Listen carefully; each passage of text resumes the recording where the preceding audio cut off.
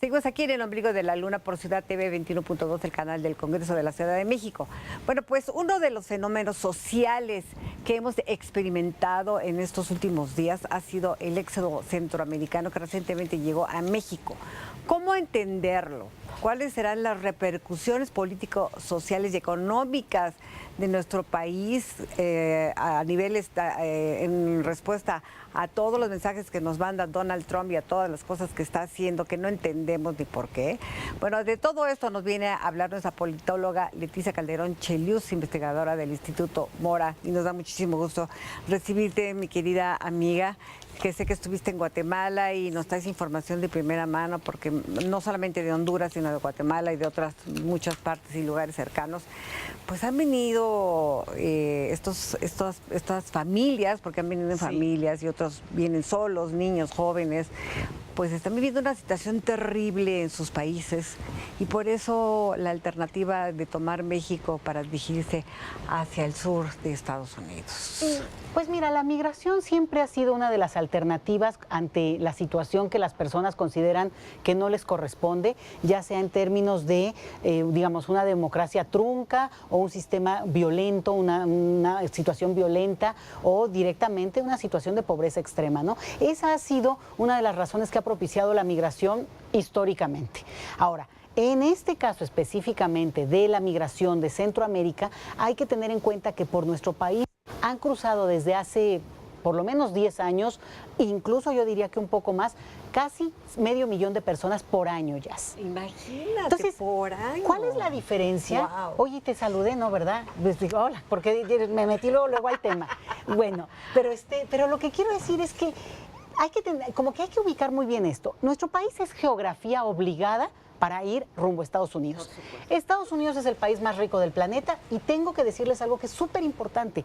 Es un país con leyes migratorias muy benignas, con todo y lo duro. Ahorita llegamos si quieren a lo duro. Eso depende. Pero es un país que ha tenido, una apertura, claro. Comparado a México, olvídate. O sea, Estados Unidos es infinitamente un país mucho más abierto en temas de migración. ¿Cómo crees? No te lo puedo creer. No, claro, no, bueno, es un país muy liberal en el sentido de la migración. Información. Ahorita llegamos si quieren a ese punto, pero entonces México es geografía obligada. Así la gente va, obviamente, la mayoría a buscar el sueño americano. Claro, y no les interesa México porque aquí está igual deprimida la economía y también la violencia, o sea, no es el punto. No quiere decir que no ocurra. Pero además allá van a ganar en dólares. Bueno, ese es el sueño americano, ¿no? Así es. Y eventualmente para mandar dinero a sus familias. Ese es como que todo, por lo menos el guión que la gente tiene armado y que ha funcionado los últimos 100 años. Y hay que decir que a quien más le ha funcionado es a la diáspora mexicana, que es el país de mayor emigración del planeta, México, ¿no? Bueno, entonces, dada esta geografía, han cruzado de manera continua una migración, si ustedes quieren, hormiga, pero creo que todo el mundo somos conscientes de esto. Hay películas, ha habido relatos, hay novelas que cuentan esta migración, sobre todo Centroamérica, por nuestro territorio. Por supuesto. La diferencia de este grupo, este éxodo que le llamamos, es que decidieron, ya lo han hecho un par de veces antes, moverse juntos en grupo numeroso. Así es. Por una razón que es impresionante y que les va a dejar aterrorizados a todos. Porque si vienen solos o en grupos muy reducidos, la violencia que experimentan en nuestro país es criminal y mortal. O sea, esta es una manera de venir en grupo de defenderse. Así es, Jess. Entre ellos duro. De porque asesinatos, robos, extorsiones, secuestro. Bueno, y están sufriendo extorsiones, ¿eh? Les han robado incluso ahora su poco dinero que traen. No, tremendo. Incluso, o sea, terrible. Vemos por un lado actitudes totalmente hospitalarias, humanitarias. Y por el otro también gente que abusa de la situación de esta pobre gente. Entonces, el punto aquí es que ellos se mueven porque de esta manera, haciéndolo en masa, logran una visibilidad que han alcanzado. Estamos hablando hoy de ellos por esta razón. Si no, pues serían la migración continua que hemos experimentado hace años. Y por otro lado, lo que tenemos también es que de esa manera van logrando que se dé un seguimiento a su grupo en cada lugar que van llegando, donde hay de repente partes de mucha peligrosidad en general, pero para esta población altamente vulnerable aún más. Se van cuidando. Entonces, la ironía es que se visibilizan para protegerse, como suele ocurrir, pero han logrado su objetivo y es que llamar la atención a dos cosas. Una, pues esta vulnerabilidad de la que hablo, pero también por el otro lado a la situación de sus lugares de origen, que es donde tenemos que voltear los ojos, ¿eh? Claro, no tanto por a los grupos en sí, sino no, a decir, a estos países, ¿qué pasa? Claro, ¿no? Y de repente lo que tú tienes es que hay gobiernos francamente impresentables, ¿no? A ver, ¿y qué pasa en Honduras? Mira, en Honduras, y no hay que irnos muy lejos, en el 2009, casi 10 años ya, hubo un golpe de Estado. Depusieron al que era presidente en ese momento, Zelaya, y entonces entró una nueva situación política que desde entonces se incrementó la violencia. De por sí son países con una situación, otra vez, no pobres. De gran pobreza. No, bueno, pobre la población, claro, pero supuesto. sus élites son extremadamente ricas, muy ligadas al comercio internacional de algunos productos y el extractivismo. Sí, o sea, sí importan y producen muchas cuestiones en términos de agricultura, pero sus élites, bueno, son totalmente polarizadas respecto a la población. Entonces, no hay trabajo para ellos. Bueno, pues si no generan trabajo, si nada más extraen, pues no generan un nivel de... Mira, tienes otros países también en Centroamérica que no tienen ese nivel de desigualdad, por mencionar uno, Costa Rica. Quiere decir que sí se puede lograr algo medianamente vivible. Y el punto aquí es que, y lo podemos decir ya a ciencia cierta debido a este éxodo, pues obviamente la situación digamos, de represión política y después la violencia acordada, permitida, como cómplice el propio Estado. Digo, no estoy diciendo algo que no sepamos los mexicanos y no hayamos experimentado, ¿eh? No, o sea, no es una cosa de decir, ay, ellos tan mal y nosotros también, no.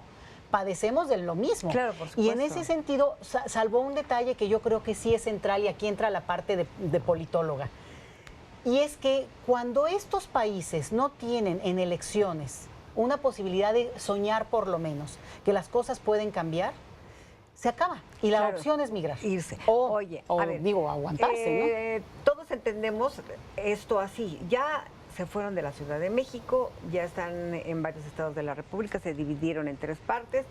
Cada quien va a llegar a la zona norte del país para entrar a Estados Unidos, entre comillas, sabiendo, que eso es lo que no entendemos, sabiendo que no los van a dejar entrar, sabiendo las amenazas del ejército que ya envió Donald Trump para no dejarlos cruzar la frontera. Aquí hay varios elementos bien buenos que te van a gustar mucho. Bueno, lo voy a decir con lo crudo que es, pero la gente tiene la ilusión y a veces hay mucha ingenuidad. Porque hay gente que dice, bueno, cuando lleguemos a la frontera, Donald Trump nos va a ver y se va a apiadar de nosotros. Error. ¿No? Donald Trump no se va a apiadar ni de su madre. Primer punto. Pero lo que sí tenemos es que Estados Unidos es un Estado de derecho. Y en ese país hay leyes que obligan a que toda persona que solicita asilo sea por lo menos revisado su caso, y que en un momento dado puede ser deportada porque no convence al juez. Ahora, ¿cuál es el problema y la rigidez de la ley migratoria contemporánea? Desde Obama, Ojo, no es con Trump. Ojo. Me queda claro que... Pero el detalle es que han alentado mucho el proceso. Entonces tú puedes pedir asilo, pero a lo mejor te dicen, bueno, tome ficha y le toca dentro de 2 años, ¿no? Y entonces mientras esa población se va a ir instalando en la frontera norte de nuestro país. Como los haitianos. Exactamente, porque eso es una estrategia de Estados Unidos para, digamos, alentar todo el procedimiento. Entonces ellos dicen, no, ok, por las leyes internacionales y el derecho, sobre todo el derecho, no creo que les importe tanto el derecho internacional, sino la parte más de las leyes de Estados Unidos. Y claro, la oposición interna en Estados Unidos, que es muy fuerte contra las leyes migratorias rígidas en este caso ya de Donald Trump, ¿no? Sí. Entonces, lo que tienes, y no se nos olvide, Donald Trump sí pierde una batalla en la elección del martes pasado.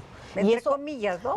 Bueno, perdió el Congreso. Y el Congreso local define, una parte importantísima de la vida política estadounidense. Entonces, es otro elementito que no se nos olvide. Pero entonces, esta gente llega a la frontera norte, decidieron irse directamente a Tijuana. ¿Por qué? Pues porque California es la 7ª economía más rica del planeta. Como si fueran ellos país aparte. O sea, ¿para qué te vas a ir a un lugar deprimido cuando, bueno, obviamente si van buscando cierta bonanza, no estar peor? Entonces se van a Tijuana con la idea de cruzar a California, que también no se nos olvide, es estado santuario. Así es.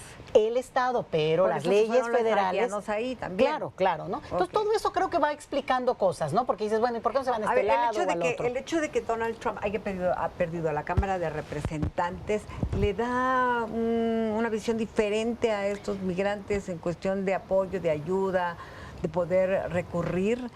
Sí, sí le da Congreso? porque es muy probable que, por ejemplo, para empezar, el muro, olvídenlo. El muro pero entra por en las supuesto. promesas que Donald Trump no Así cumplió. es, así Bueno, es. o sea que ya ven que siempre hay que pensar positivamente, pasó el tiempo y se cobró electoralmente. Bueno, pues todo lo que dijo contra a los que atacó votaron ahora en su contra. Entonces, el detalle aquí es que sí juega a su favor de esta población el hecho de que cambiaron las leyes, no las leyes, pero sí las circunstancias que, por ejemplo, pueden favorecer que algunas de las cosas que Donald Trump quiere rigidizar no se las aprueben. Ejemplo, ya dijo, cualquier persona que haya cruzado el desierto no podrá presentarse a solicitar asilo. Bueno, eso va a entrar en una controversia legal en Estados Unidos y es muy probable que tarde un par de semanas, Claro. pero que finalmente se lo echen abajo. Hay otro problema, pero ya nos tenemos que ir, que me gustaría hablarlo después contigo el próximo programa.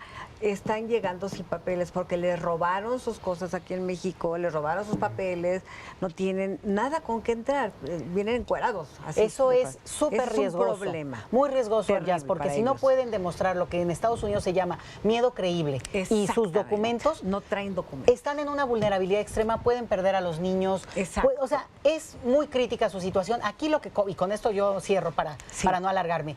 Mientras la gente tenga información, tomará decisiones y si deciden incluso así avanzar, bueno, pues es una decisión informada, pero por lo menos ya es, digamos, una cuestión que tiene eso, la información que todos tenemos derecho a tener en el tema que sea. Así es, ya a nuestro próximo gobierno le tocará pues hacer arreglos con sus países, en cuestión de papeles, en fin, de Así apoyar. es, viene duro y llegó para quedarse. Así es. Llegó para quedarse. Así es. Gracias, querida doctora Leticia Calderón Chelios, investigadora del Instituto Mora. Muchísimas gracias. Gracias, Nos vemos Jazz. dentro de 15 días. No faltes, por favor. Sí, no, porque viene además bien interesante. Sí, por supuesto. Muchas gracias. No se vayan, nosotros seguimos aquí.